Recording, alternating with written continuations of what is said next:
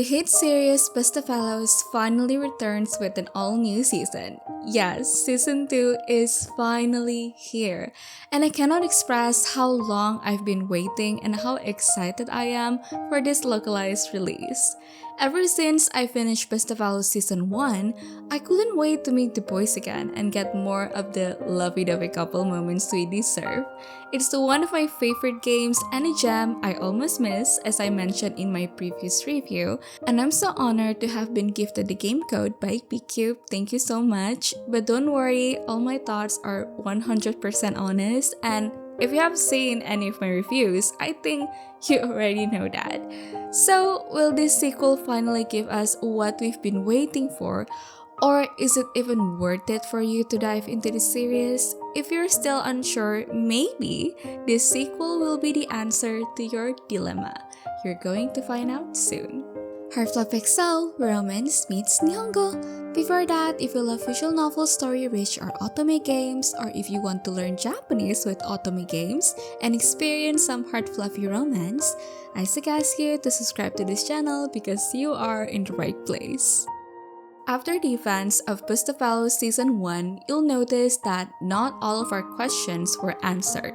So if you ask me, should I play Season 1 before Season 2? My answer is absolutely yes. You must play Season 1 first. You can't jump into this one without diving into the first because Season 2 continues directly from where the previous season left off. From the prologue, you'll be presented with 5 different playable movies, routes corresponding to each male lead, each telling a different story. And yes, you'll be continuing the relationship from the last game and finally get to start your story as a couple now. You'll experience how each couple grows through their struggles, learn more about the boy's background, and even discover new sides of both the MC and the allies that you didn't get to see much in Season 1. And honestly, some of it shocked me. Featuring the iconic crime-solving gang we all know and love, trouble of course finds its way back to them. Uncover their stories in this movie-like experience. Yes, you heard that right. That's one of the things I love most about Bustafellows. The immersive cinematic storytelling. You just don't get that kind of experience in most other visual novels. You will also meet new characters, make important choices, and help solve the dark, unspeakable crime still haunting music, continuing from Season 1 storylines. Okay, so without further ado, let's just jump into my impression of all the routes. Of course, I had to start with Shu's route first because he left such a big impression on me in Season 1.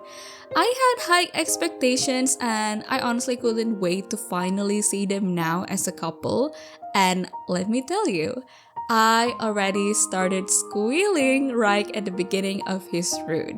My heart was so full just from seeing their couple moments right from the start. As always, Shu is a total boyfriend material, and every time those couple moments pop up, I squealed all over again. It's just so good. Shu is so charming, I love him. But aside from that, there's something that kind of bothered me in this route. Something that made me feel like it could have been better, more on the level of Shu's route in Season 1.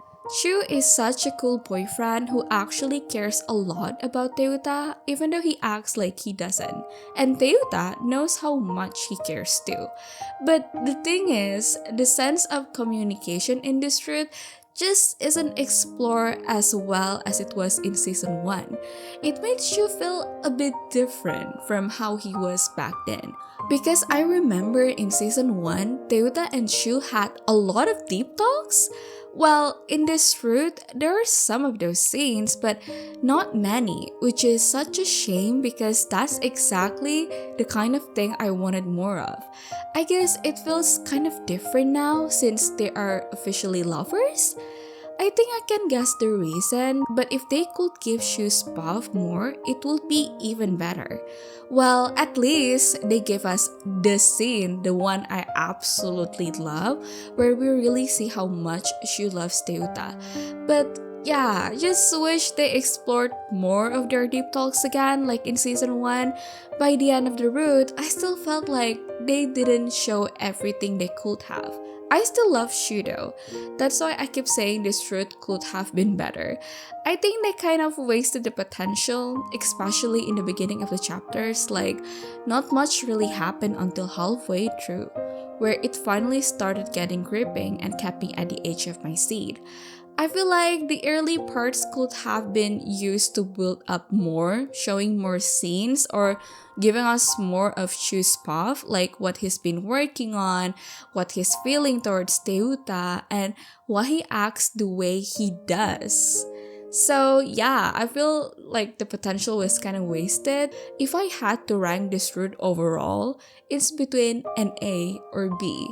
Maybe an A, just because things finally pick up in the middle, and we did get that scene that I love so much, but still, it didn't completely satisfy me. I think I'll go with B, just because I know it could have been even better. And they didn't fully use that potential, which is honestly such a shame.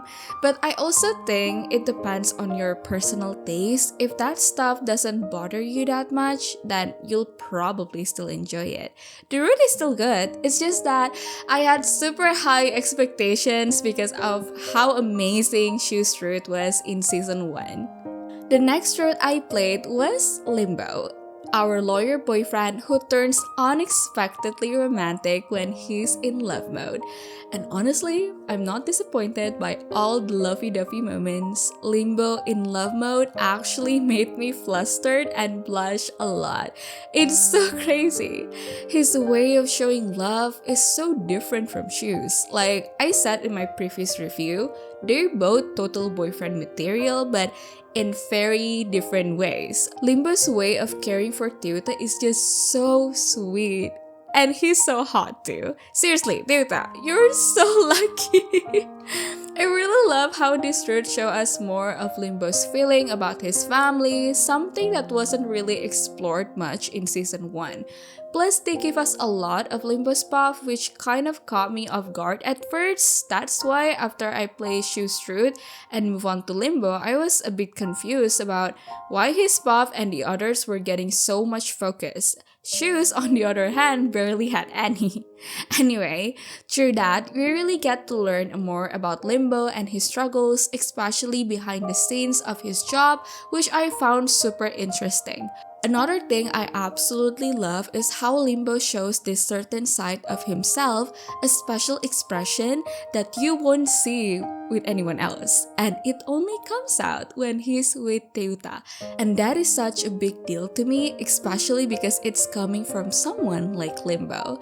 If you have played season 1, you'll know exactly what I mean. I just love it so much. Honestly, it was a bit of a challenge at first to understand how Limbo thinks about certain things, but as the route goes on and we see more of their communication, I finally got it. And what I also love here is how they really show us open, honest communication between the two. That alone convinced me to keep Limbo in my triple S tier. I think I actually prefer Limbo more here than Shu just because of how much they told things through and are truly honest with each other. Now, in terms of suspense and gripping story, I would say Shu's story still wins. Limbo isn't as intense, but it's way more compact and emotionally satisfying. From start to finish, we get to see so much of Limbo's professional life, his background, and their growth as a couple. So for the overall route, I would rank it an A. And after that, I played Mozu. As I said in my previous review, Mozu's route and pacing really bothered me a lot in season 1 because it was just so short and rushed. That's why I've been waiting for the redemption arc Mozu deserves because let's be real, they kinda did him dirty back then.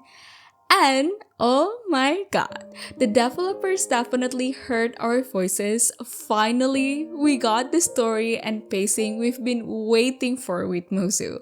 Mozu's route is seriously a roller coaster of emotion. It was so good. The story, the suspense, the tension. Finally, a route that kept me on the edge of my seat from start to finish. And don't even get me started on how Mozu acts in love mode. I'm telling you, Mozu girlies, you will not be disappointed at all. If you have played Mozu Side B and wanted more, I'm telling you now, you will get those moments. I had like 4 or 5 favorite scenes. Isn't that crazy? I love it so much. That said, I gotta be honest, maybe some of you will get annoyed at certain decisions made by Musu or Teuta in this route. But I want to ask you to really take in their background and perspectives first. Because honestly, I get it. I couldn't even be mad because I can actually relate to their way of thinking.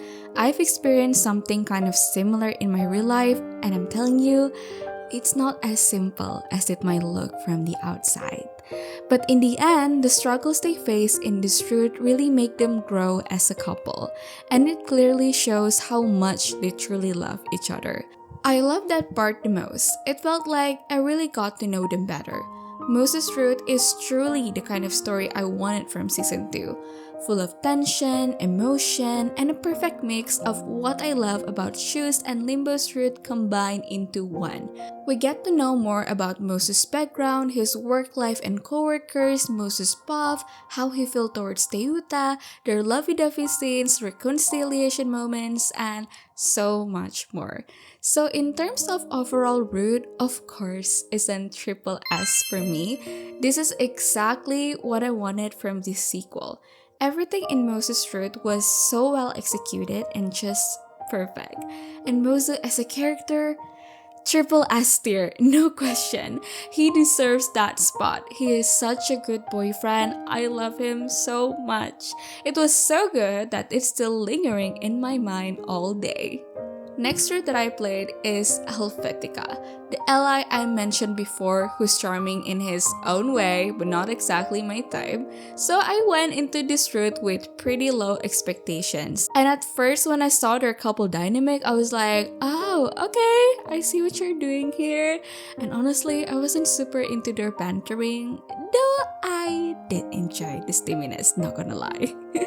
But not long after, the story really started to catch up. And honestly, it shocked me. When Helvetica switched into serious mode, guys, I didn't expect him to behave like that.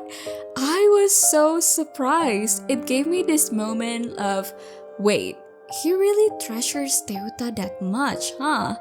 Like, love really can change people. The story is also super gripping. Seriously, it's wild all the way until the end. The way this route dives into Helvetica's vulnerability and his past, such a good choice. I love that part. Plus, we also get to see Helvetica in work mode, which was something I really wanted more of. In season 1, I said Helvetica wasn't really my type, but season 2 honestly changed my mind. In fact, I respect him so much more now. His character development, his love for Teuta, you can really feel how deeply he cares for her. I was genuinely touched by his love. And the way they support each other, their love is strong, guys. I love their serious moments and those deep conversations. This route also really helped me understand Helvetica's way of thinking, why he did certain things in the past that made me feel kind of meh in season 1. And I'm so glad that all those points that made me conflicted, especially the stuff from Side B, were directly addressed by Teuta in this route, and Helvetica responded it perfectly. That whole moment really sealed it for me. Helvetica is honestly such a nice boyfriend. Totally unexpected. Yeah, it was really unexpected. So for his route, triple S rank, no doubt. And for his character, this is hard. But after saying everything Helvetica's done, I'm honestly wavering. His character development is so good. I might just give him that S tier spot. I'm just so in love. The last route that I played, and the one I definitely recommend playing last, is Scarecrow. If you have seen my previous review, you know that my impression of Scarecrow's route in Season 1 wasn't that great. I constantly said I didn't understand why Teuta fell in love with him, and their moments together just felt awkward. I couldn't feel the connection or the love. Plus, the way the route was wrapped up and the rush pacing really puts me off. But playing Scarecrow last was honestly the best decision ever. I see him so differently now, especially after seeing how he behaves in the other routes. I was honestly touched by his actions and attentiveness. Playing the other boys' routes first really helped me realize what Scarecrow's charm point is, and I'm so glad they finally addressed the important parts of his character and issues that weren't properly explored in Season 1. So if you felt the same way as I did back then, please play Scarecrow's route last. We also get to know more about Crow's perspective and how he truly feels about his condition, and it was so good. I could genuinely feel his emotions. Crow is like the angel of the group, you know? Seeing him just made me think, wow, what a blessing it is to have a friend like him. His route shows what it's like to date someone who's on your same frequency, because Teuta and Crow share such a similar vibe and personality. They're like sunshine when they're together, which is honestly so cute to see. Finally, it's no longer awkward to watch them now, since Crow already grew on me from the other routes. And when Crow blushed, okay, I have to admit, it's so cute. And how he always acts flustered, well, he's the purest out all of the allies, so no surprise there. He's just so thoughtful and genuinely wants to make his girlfriend happy. And that kind of sweetness just melted my heart. Like, okay, Crow, you got me. I wasn't expecting that at all. Even though at first I didn't think their relationship was my vibe, yeah, I'm taking that back now. The warmth they give off together really got to me. And the way they communicate as a couple, not disappointing at all. Okay, I realize I keep talking about communication, but that's an important thing in relationships, right? Okay, as for the pacing and structure of the route, I think it feels like a mix between shoes and limbos. The job side of it feels more like limbo, but the flow from the beginning to the middle of the chapter reminded me of shoes. The route isn't super gripping, but honestly, I think the suspense is still better than Limbo's, or at least similar. Though that might be because I play Limbo's bad ending first and mess up the flow of the story. But yeah, pretty similar, I would say. I ended up enjoying them more than I expected. They're adorable and look genuinely cute together. And I have to mention that bad ending. It is the most heartbreaking bad ending in this whole game. What the heck? I cried. Honestly, the bad endings in this game are just next level compared to Season 1. So brutal and emotional, but so well done. There are a lot of aspects I'm glad they addressed in Crow's route, and even though Season 1 had more intense suspense overall, it didn't execute it properly. I'm honestly happy they finally nailed it this time in Crow's route. I was really touched by Crow's actions, and it left me so conflicted on whether to rank his route an A or B. I feel like an A might be too high, so I will stick to B. But only because their couple dynamic isn't exactly my type. They're super cute, but just not my taste. But I can assure you, he's definitely boyfriend material. So yeah, Brute, it's B, but Crow as a character, it's A. I think that's fair. If it were more of my type, it would be higher. Okay, now into the epilogue. After you finish all the routes, you'll finally get to see the missing pieces of the overarching plot that's been building around music ever since Season 1. And I love how the epilogue still connects you with the boys by letting you choose who Teuta's boyfriend is. So from beginning to end, it really does feel like your story with your chosen ally. I really like that. As for the epilogue itself, wow, it gave me so many emotions. It was seriously gripping, and I had no clue where it was going to take us. And then, by the end of it, I felt sad, happy, touched, everything. It was such a powerful experience. And just like that, the story that revolves around music comes to an end. I love the way they wrap it all up. It made me connect with all the characters even more on an emotional level. I don't want to spoil anything because I want you to experience it for yourselves, but what I can say is they really meant what they said from the very beginning of the game, where they said, everything is either black or white. Those who focus on the in-between will only continue to suffer. Everyone must know it in their hearts that all things come as a pair, black or white, front or back, light or dark, good news or bad news, and things either change or come to an end. At first, I didn't fully get that quote, but after playing the epilogue, I finally understand. And honestly, it was a brilliant move. Such a smart, meaningful way to wrap up the whole story. But that being said, there's still room for an FD. Just a tiny bit more and I'll be fully satisfied. There's one thing I really want to see after that ending. Please, I need it now. Okay, for my general thoughts about Bustafellows Season 2, as always, Bustafellows makes everything feel so alive. It still feels like a movie. And of course, Bustafellows CG's variation never disappoints. Playing Bustafellows from Season 1 really made me realize that CG variation is a big deal and truly needed in visual novels or otome games. Also, I just have to mention how much I love how each of them upgraded their outfits, especially Scarecrow. Gosh, he looks handsome now. Please keep that outfit forever, sir. And Teuta in different outfits, she is so freaking pretty.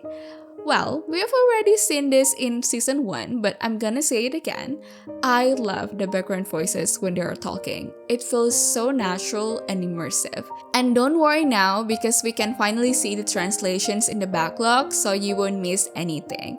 Another great improvement is the clear flowchart system. It shows how your choices affect things and it's super easy to navigate, plus you can now save right before making choices, which is such a quality of life upgrade.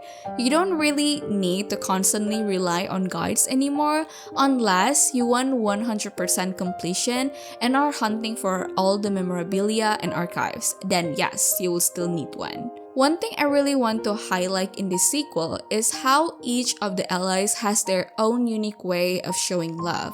It's so diverse and interesting to see. All of them genuinely care for and love Teuta.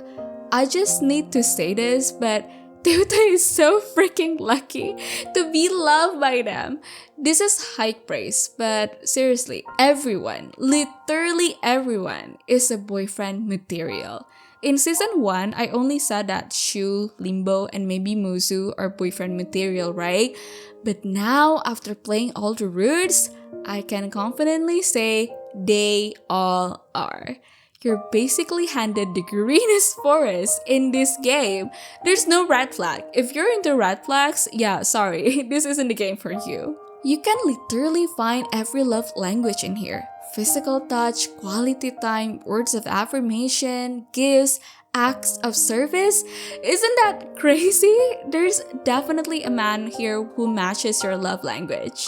What I can say is that Season 1 and 2 perfectly complement each other, covering each other's flaws. Like, imagine broken shards or missing puzzle pieces finally coming together to complete not just the story, but also the characters' depth, their growth, and couple dynamics.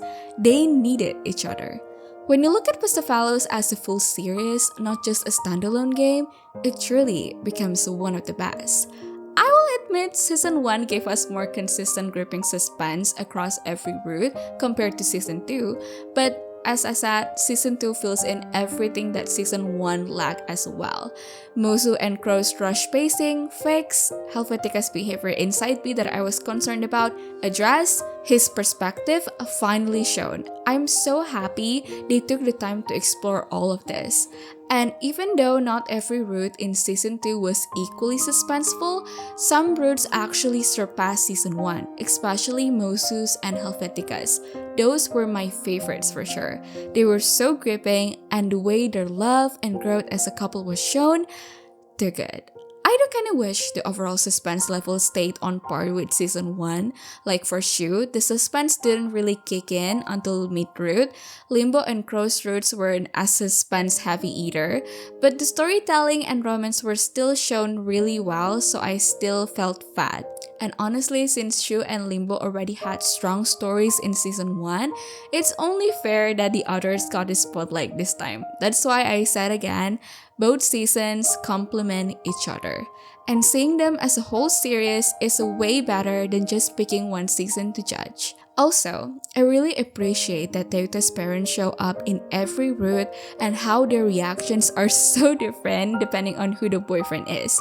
That was such a nice touch. And I have to praise the bad ends in this sequel. They really took them to another level. Okay, except for Limbo's. I still prefer his from Season 1, but still, it's so good. And since this is a good bad end, it really is hurt, but in the best way. Bustafellows really gives so much emotion and impact that I just love this series and the boys so much after playing Season 2. I gotta say, they're equal now, objectively, and I just love them. And speaking of world building, the side characters weren't just there to fill the background. They actually had their roles and helped move the story. And speaking of that, Guero, the gang boss, he's my favorite side characters in this game. He's so hot. His deep voice, perfection.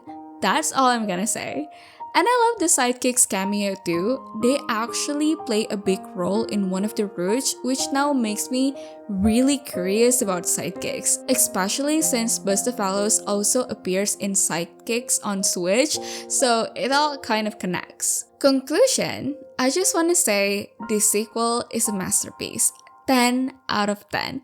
You can really feel how the devs listened to the feedback and gave us exactly what we needed. So if you ask me, is it worth it to dive into the Bustafellows series? Absolutely yes, especially with the sequel now, it completes the entire experience even more. If you love gripping mystery, unexpected plot twists, deep character exploration, found family dynamics, and couples with real communication and emotional depth, all wrapped in a cinematic experience, you will not be disappointed. But if you're only here for a low-stakes romance or just physical tension without deeper plots, this might not be for you. I hope this review helped you finally decide whether you want to dive into the series or help you decide if Season 2 is worth it after finishing Season 1. If you're also a fan of mystery games like I am, you'll probably love the video where I talk about upcoming mystery games you shouldn't miss. And one of them is actually inspired by Bustafellows, and I seriously can't wait to play it. You can check out that video here. That's all for today's video, and I will see you in the next one. Bye bye!